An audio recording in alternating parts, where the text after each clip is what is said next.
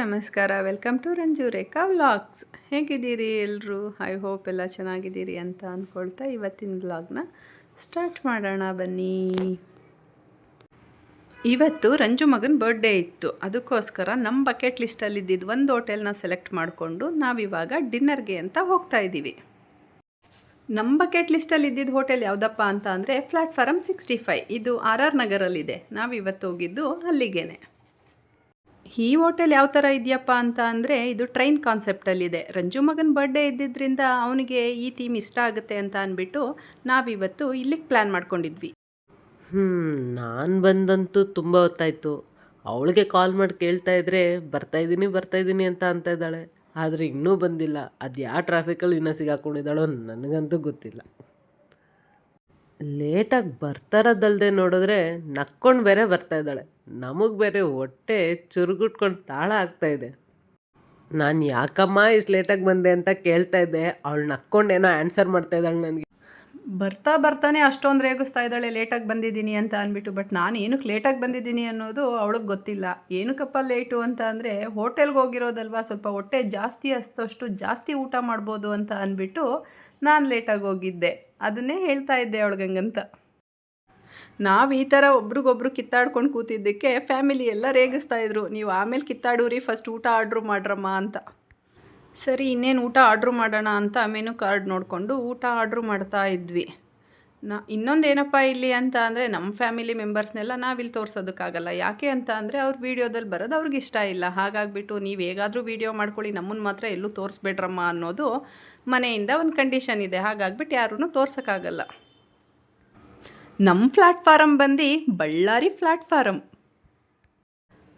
ನಮ್ಮ ಪ್ಲ್ಯಾಟ್ಫಾರ್ಮ್ಗೆ ಚುಕುಬುಕು ಅಂತ ಟ್ರೈನ್ ಬಂತು. ಬರೀ ಟ್ರೈನ್ ಮಾತ್ರ ಬಂತಾ? ಇಲ್ಲ, ನಾವು ಆರ್ಡ್ರ್ ಮಾಡಿದ ಫುಡ್ಡನ್ನು ಟ್ರೈನ್ ತೊಗೊಂಡು ಬಂತು. ಹಾಗಾಗಿಬಿಟ್ಟು ನಾವು ಅದನ್ನೆಲ್ಲ ನೋಡಿಬಿಟ್ಟು ತುಂಬಾ ಎಂಜಾಯ್ ಮಾಡ್ತಾ ಇದ್ವಿ. ಈ ಥರ ಟ್ರೈನಲ್ಲಿ ಫುಡ್ ಬರ್ತಾಯಿದ್ರೆ ಯಾವ ಮಕ್ಳಿಗೆ ತಾನೇ ಇಷ್ಟ ಆಗಲ್ಲ ಹೇಳಿ. ಈ ಥರ ಟ್ರೈನಲ್ಲಿ ಫುಡ್ ಬಂದ ತಕ್ಷಣ ನಮ್ಮ ಮಗುಗಂತೂ ತುಂಬಾ ಇಷ್ಟ ಆಗಿಬಿಟ್ಟು ಅವನು ಫುಡ್ ಬಂದ ತಕ್ಷಣ ನಾನೇ ಎತ್ಕೋತೀನಿ ಅಂತ ಅಂದ್ಬಿಟ್ಟು ಎತ್ತಿಟ್ಕೋತಾ ಇದ್ದ. ಅವನಂತೂ ಎಷ್ಟು ಎಂಜಾಯ್ ಮಾಡ್ತಾ ಇದ್ದ ಅಂತ ಅಂದರೆ ಪ್ರತಿ ಸಲ ಟ್ರೈನ್ ಬಂದಾಗಲೂ ಅವನಷ್ಟು ಖುಷಿ ಪಡ್ತಾ ಇದ್ದ. ಫ್ಯಾಮಿಲಿಯೆಲ್ಲ ಜೊತೆನಲ್ಲಿ ಕೂತ್ಕೊಂಡು ಊಟ ಮಾಡುವಾಗ ಖುಷಿಗೇನು ಕಮ್ಮಿ ಇರಲ್ಲ. ಹಾಗೆ ನಾವು ಅಷ್ಟೇ ಎಂಜಾಯ್ ಮಾಡ್ಕೊಂಡು ಊಟ ಮಾಡ್ತಾ ಇದ್ವಿ.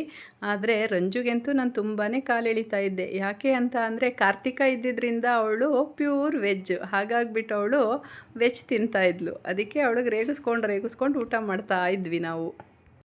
ನೋಡಿ ಎಷ್ಟು ನನಗೆ ಕಾಲೆಳಿತಾ ಇದ್ದಾಳೆ. ಅಂದರೂ ಪರವಾಗಿಲ್ಲ, ಅವಳು ಇಷ್ಟಪಡೋ ಅಂಥ ಲೆಗ್ ಪೀಸ್ನ ನಾನೇ ಅವಳಿಗೆ ಇವಾಗ ಸರ್ವ್ ಮಾಡ್ತೀನಿ.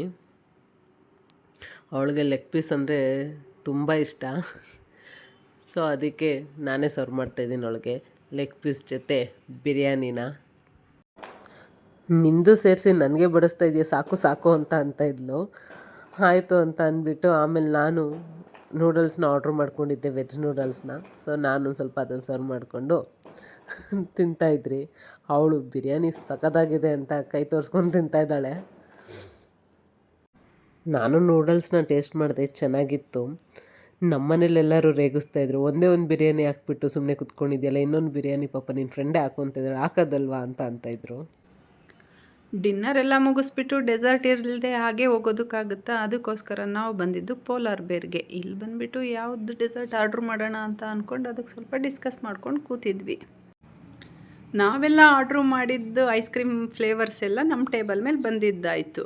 ಇವಾಗ ಅವರವರು ಐಸ್ ಕ್ರೀಮ್ಸ್ಗಳನ್ನ ತೊಗೊಂಡು ತಿನ್ನೋ ಟೈಮು. ನಾನು ಯಾವ ಐಸ್ ಕ್ರೀಮ್ ಆರ್ಡ್ರ್ ಮಾಡಿದ್ನಪ್ಪ ಅಂತ ಅಂದರೆ ಪೋಲಾರ್ ಬೇರವ್ರು ಇವಾಗ ಹೊಸ್ದಾಗಿ ಲಾಂಚ್ ಮಾಡಿರೋವಂಥ ಟ್ರಸ್ಲೇಚರ್ನ ಆರ್ಡ್ರು ಮಾಡಿದ್ದೆ. ಬಟ್ ಅದು ಹೇಗಿರುತ್ತೆ ಏನು ಅಂತ ಅಂದ್ಬಿಟ್ಟು ಗೊತ್ತಿರಲಿಲ್ಲ.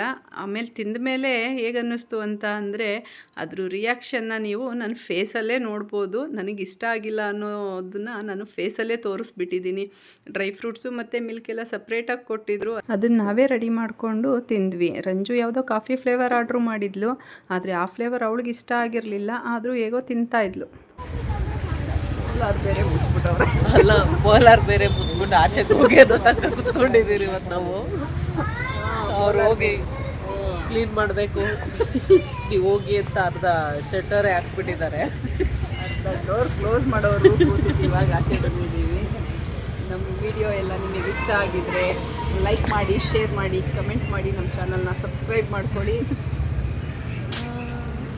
ನಿಮ್ಮ ಪ್ರೀತಿ ಸದಾ ಹೀಗೆ ಇರಲಿ. ಬಾಯ್ ಬಾಯ್.